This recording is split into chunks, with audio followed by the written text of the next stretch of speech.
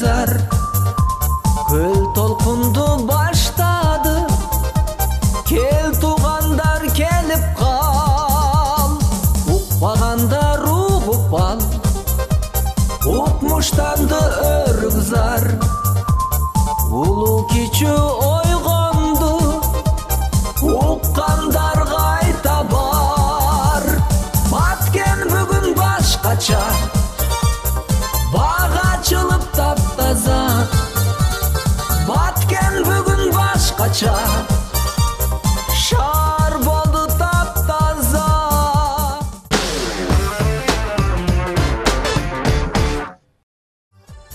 Баткен шаарына Мастор эженин үй бүлөсү 2 жыл мурун көчүп келген. Мурун ал Баткенди өрүк зар катары гана тааныган болсо, бүгүн анын чыныгы шаарга айланып баратканына кубанат. Бүгүнкү Баткен шаары аябай жакшы өзгөрүп атат. Мурдагы жаңы область болуп, жаңы шаар болгондогу Баткен такыр башка. Азыр бүгүнкү күндөгү 2015-жылга карата Баткен такыр башкача. 2-3 жылдан бери көп көчөлөр асфальт болду. Анан чоң центральный көчөлөргө прожекторлор коюлду. Мындай жолдун кечинде баратсаң, эми Бишкектин бир чекесинде баратканда элестетесиң да өзүңдү. Негизи жакшы, элдин да жашоо жакшы болуп, канча жаңы имараттар түшүп атат. Негизи элдин өзү деле жакшы жашоо жакшы жагына өзгөрүп атат да. Баткенде жылына Айгүл гүлүнө арналган гүл майрамы өткөрүлөт. Буркановдордун үй бүлөсү Баткендин сыймыгы болгон гүлдөн короосуна чакан фонтан куруп алышкан. Эми Айгүл гүлүнүн курганын себеби бул баардыгы белгилүү, бул эми баягы Кызыл китепке жазылган. Кыргызстан эмес, жалпы жер жүзү боюнча өзүнүн аты чыккан Айгүл гүлү. Бул Баткен элинин эмес, Кыргызстан элинин сыймыгы. Ошон үчүн эми таш койгондон көрө эми өзүбүздүн Айгүл гүлүбүздүн эле маркетине коюп койсок, ары бери өткөндө ушул гүлдү карап сыймыктанып турсак деп ушул Айгүл гүлүнү койдук. Баткен шаарында таза суу, жол көйгөйлөрү толук чечиле элек. Бирок шаардын тургундары өзгөрүү бар экендигин айтышат. Жакшы шаар, таза шаар. Баткенде мына стройкалар болуп атат, перестройкалар болуп атат, жолубуз оңдолуп атат. Таза шаар, анан келечекте боло турган шаар да Баткен. Келечекте газ келет, Кудай буйрса. Учурда мына жерлерге светофорлор коюлуп, анан көчөлөр жартылып өзгөрүп жатат. Курулуштар курулуп атат, там башка ишканалар көбөйдү. Элдердин жашоо жылган бир кыйла. Азыркы учурда көрктөндүрүү, мынакей жашыл болуп, жолдорубуз ачылып дегендей. Ошол негизи. Жаштардын шаары эле болуп атат, Баткен шаары дагы.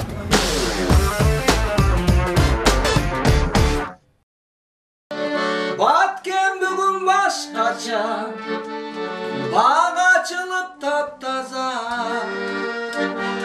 Баткен бүгүн башкача, шаар болду таптаза. Шаар болду таптаза. Баткен шаарындагы Салам радиосунун кезектеги коногу жергиликтүү ырчы обончу Мамажан Козубаев. Китептер баракта отуруп, ушул биздин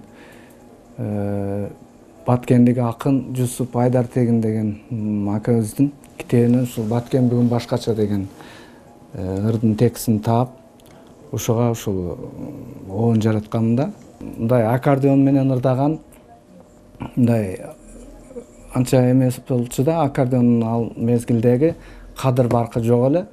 Анан ушул эстрадалык вариантта жаздырып, анан ушул Салам радиосуна бергенде, булар ушул күнүгө ушул радиодон берди.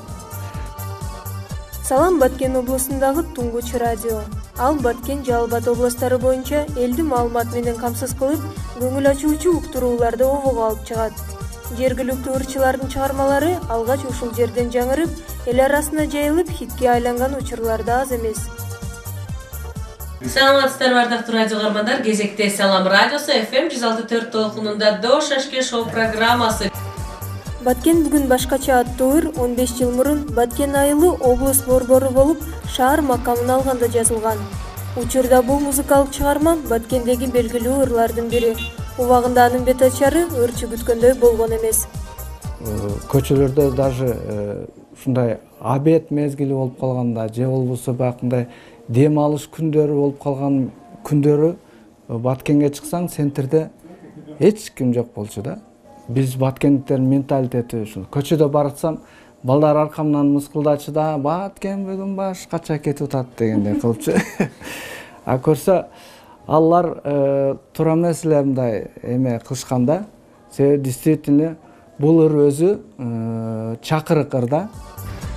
Ыр саптарында айтылгандай эле Баткендин көркүн ачкан бул өрүк зар. Өрүк багы район боюнча 5000 гектар жерди ээлейт. Агротехникалык эрежеге таянсак, 1 гектар жерге 200 түптөн өрүк тигилгенде, жалпысынан 900 000 түп бак бар деп эсептелинет. Күзүндө жакшы мол түшүм алыш үчүн өрүк кароонун өз ыкмасы бар. Мисалы жазында жамгыр жай турган болсо, эртеси күнү өрүктүн гүлүнө сууларды кагып түшүрүп коюшат. Эгер өрүктүн гүлүндө суу калса, ал түшүм бербейт. Баткен жергеси өрүк гүлдөгөн жана бышкан мезгилде укмуштуудай кооз жайга айланат. Баткендин тургуну Ажар апа өрүк багын өстүрүү менен турмуш тиричилигин өткөрөт. Ал өрүк кароонун жол-жобосун ийне жибине чейин билет. Өрүктү карабасаң болбойт. Айттым, бул ел июлдун аягында кагып бүт бошотуп алабыз. Август ичи, августта бүттүн аябай сууду беребиз өрүккө. Сууга раса кангандан кийин анан эмки жылы доход жакшы берет. Эгерде шу ойдон суу ичпей кала турган болсо, эмки жылы неме бербейт. Себеби мына өрүктөр август айында кайта нарктайт экен да, өсөт экен. Өсүүнү баштайт экен да, ушундай сезондо. Эгер ошол август ичи суу бербесек, эмки жылы доходду жакшы бербей калат. Ошон үчүн ушул маалдан эмени беребиз, сууду беребиз. Анан кичине шорда чачат, бирок биз шор бергенибиз жок вообще. Азыр адамдар шорда берет экен. Бербейм. Ушул. Анан өрүктөр бири-биринен кичине алысыраак турса, сорттуулугу жакшы болот. Себеби шамалдап. Анан бизде жерди эконом кылып 12 сотик жер алабыз да эми. Ошол жерге бир дүние өрүктү тигип таштайбыз, тыкыс кылып. Биринин шаагы бири манандача болуп алмашат дагы бүтүн каразаң деп коет. Өрүктүн шаагы кургай баштайт. Анан өрүктүн сорттуулугу начардап, котур боло баштайт да манандайча болуп. Мына. Көрдүңөрбү? Мына ушул өрүктүн баягы тыкыс жайланышып калгандыктан мынандай өрүктөр котур боло баштайт. Анан жамгырды каалабайт. Жамгырда дагы ушундайча болуп кетет биздин өрүктөрчү. Анан көбүнчө өрүк гүлдөгөн мезгилде дарылайбыз. Дарылатабыз. Немен трактор менен алып келип. Илгери самолет менен дарылачу эле Союздун магында. Азыр трактор менен жалдап алып келип дарылайбыз. Дарылагандан кийин ушул өрүк жакшы кармайт. Анан ушундай манандай котур нерселер да болбойт да, курт дагы түшпөйт. Өрүк как жасоонунда өзүнө жараша кыйынчылыгы бар. Өрүктү терип алган соң аны кырманга жайып, убагы келгенде ар бирин данегинен ажыратып, бири-бирден тизип чыгуу керек. Өрүктүн кагы да мурунтан эле дары катары колдонулуп келет. Муну дагы бир күндө 5-тен 6-дан жеш, көп болсо 5-тен жеш керек экен. Көп жесе кайта зыян экен. Ошондо эгерде 5 штукту жесең, ошондо жүрөгүңө дары. Анан муну жегенде дагы өзүн жесе да болот. Анан сууну куюп, кечкурун ысык сууду куюп койсоң, саарга чейин согу чыгат. Ошону жутуп алсаң, ач карын арасы жакшы болот да, дары болот. Баткен өрүгү боюнча атайын тарыхый изилдөөлөрдү жүргүзгөн Абдинаби Кадыров өрүк 1000 жыл жашай турган дарак экендигин далилдеген. Ал тууралуу Баткен тарыхы аттуу эмгегинде жазган. Баткендин жери абдай ысык, таштуу, ошондой эле суусу аз. Өрүк мына ушул сууда аз керек деген, ысыкты абдан сүйгөн жана мына ушул ысыкка чыдамдуу өсүмдүктөрдүн дарактардын бири болуп эсептелинет. Ошондуктан булар жай иреттеринде бир 2-3 жолу гана суу ичсе, абдан ал жетишет. Биздин аймактын элдери мурдатан эле өрүктү как катары, чүлү катары, өрүк курут катары жана башка тамактарга кошуп эзип ичишкен. Бул чүлү деген абдан диетикалык жактан жакшы, жагымдуу, сиңимдүү оокат болуп эсептелинген. Андан кийин алар атайын өрүк курутка кошуп эзишкен. Аны курутушкан дагы булар дагы байыркы көчмөн турмушта, кийин отурукташкан турмушта биздин элдер үчүн мындай аябай чоң, жакшы, аш болумдуу, сиңимдүү жана организмди толук кармай турган тамак аш болуп эсептелген. Өрүктүн жыгачы да ийкемдүү, жеңил жана нумга бузулбайт. Андан атабы чыккан комуз, бешик, идиш аяк жана башка буюмдарды жасашат. Негизи эле Баткен элинин турмуш тиричилиги дал ушул өрүк зар менен тыгыз байланышкан. Өрүк гүлдөдү деп сурашат. Бул өрүк гүлдөдү деген сөз бул жаз келди дегенди билгичет. Андан кийин өрүк быштыбы деп сурашат. Өрүктүн бышканы бул өрүктүн бышыкчылыктын мезгили менен байланыштырат. Анан айрымдар ушул баткендиктердин көпчүлүгү өрүк жакшы гүлдөп, жакшы мөмө байласа, өздөрүн аябай ток бейил сезишет. Өрүктүн мөмөсүн жакшы жыйнап алышса, ал жыл бою ошону камдуу болуп, жыл бою өздөрүн ток бейил сезишет. Жана өздөрүнүн айрым иш-чараларын, той мааракелерин мына ушул өрүк бышкан мезгилге көбүнчө мына ушул тушташ кылышат. Япондор сакура гүлүнө кандай урматташса, баткендиктер дагы өрүктү ушунчалык урматташып, ага ушунчалык сый мамиле жасашат. Баткен өрөөнүнүн архитектуралык өзгөчөлүгү анын үй куруу ыкмасында. Сынч, башкача айтканда, жыгачтан түрөөч коюлуп, дубалы саман аралашкан ылайдан тургузулат. Мындай үй кээ бир учурда бышкан кыштан салынган үйгө караганда да бекемирээк болуп, арзанга түшөт. Үйдү тургузуудаусталар көбүнчө жергиликтүү курулуш материалдарын эле колдонушат. Баткенде эң негизги өзгөчөлүк мына ушул сынч менен куруууда болот. Анткени бул Баткен аймагы сейсмикалык жактан активдүү район болгондуктан сынч менен куруп, эл арасында ушундай сөз бар: сынч үйүм, тынч үйүм деген. Анткени бул жерде бир канча кайталанган жер титирөөлөрдө дагы мына ушул 8-9 балдык жер титирөөлөрдө мына ушул сынч үйлөр эч кандай олуттуу жабыркоого же болбосо адам өмүрүнө зыян келтирген эмес. Баткен шаардык башкармалыгына караштуу жердин аянты 205 км². Анын ортосунда эркиндик эстелиги жайгашкан. Монументтин автору Баткендин кулуну белгилүү айкелчи Тургунбай Садыков. Анын Баткендеги ири иштеринин бири Манас комплекси.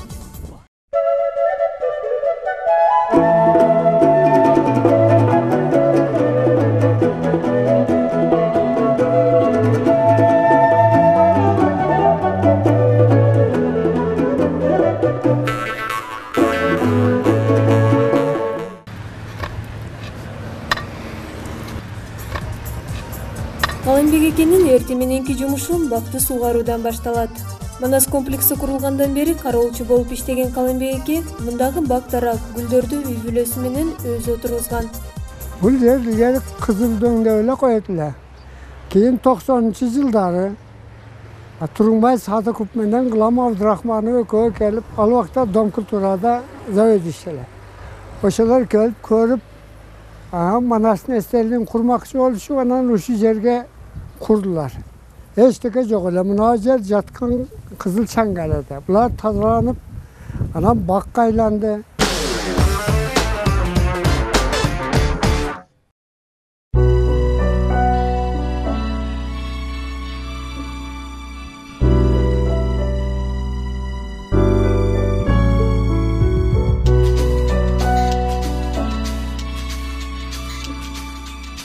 Баткен бакка айланган шаар.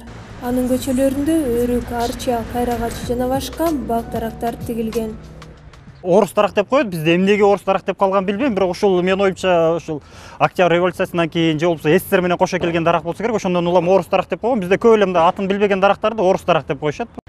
Мэриянын жанында жайгашкан эс алуу багында чынар теректер кыйылган. 1980-жылдардын төгөрөгүндө ушул Чыңгыз Айтматов улуу жазуучу Баткенге биринчи жолу иш сапары менен келип, анан бул жерде элдер менен жолугушкан, талкуулап, бир нерселер, маселелерди айтышып, андан кийин бул жерге эстелик үчүн дарактарды олтургузган экен. 2008-2009 жылдары ушул дарактарды бир четтен кыйып салышты. Эмнеге кыйышты? Чыңгыз Айтматов эмне үчүн бул жака атайын дарак тикти? Аны эч ким бир эстеген жок.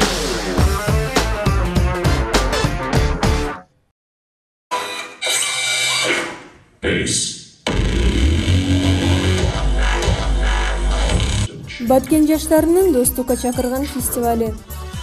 Мисал үчүн Баткенде көптөгөн мындай долбоорлор иштелген эмес да, ошол себептүү азыркы мезгилде биз 2015-жылда алып карасак, мисал үчүн Биордо, ПИС долбоорлору, ошол сыяктуу тынчтык долбоорлор иштелип жатат да. Анан мындан дагы Баткенди өнүктүрүү үчүн, мисал үчүн жаштар демилге көтөрүш керек да. Анын катышуучусу Дилнура тарткан сүрөттөрдүн көргөзмөгө алып келген. Баткен шаарын кыялымда бул Баткен шаары ошол чоң-чоң зданиялар курулган, чоң-чоң ишканалар жүрүп жатат. Анан бул жакта көбүнчө менин оюмча Баткенде ошол маданиятка көбүрөөк басым жасалышын каалайм. Бул мектеп окуучуларынын сүрөттөрү. Аларга сүрөт тартууну Баткен шаарынын жаш активисттеринин бири Мирланбек Камчиев үйрөтөт. Ал өзү студент, болочоктогу юрист.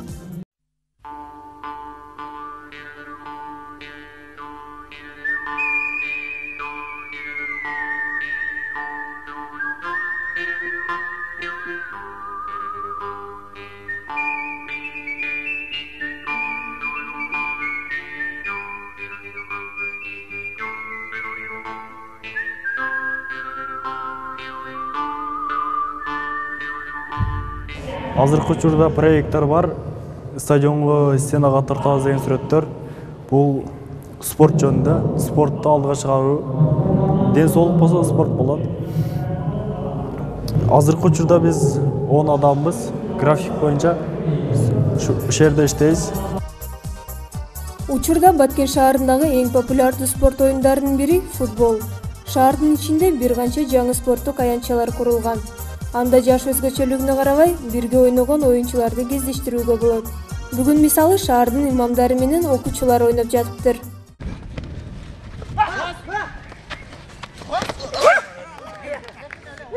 Баткен шаарында жолдор оңдолуп, жаңы светофорлор, аялдамалар, мейманканалар курулуп өзгөрүп аткан кезең. Баткен бүгүн башкача, бак ачылып таптаза. Баткен бүгүн башкача, шаар болду таптаза. Билбегендер билип ал, быйыл укмуш өрүк зар. Ак көйнөгүн чеченеп, арзыгандар көрүп кал. Ал эми эң башкысы шаарда биринчи жолу 2 километрдей созулган Самат Сыдыков көчөсүнө жарыктандыруу коюлду. Бул Баткендин жашоочуларына гана эмес, Өрүкзардын мекенин көрүп кетүүгө келген туристтер үчүн да жакшы шарт.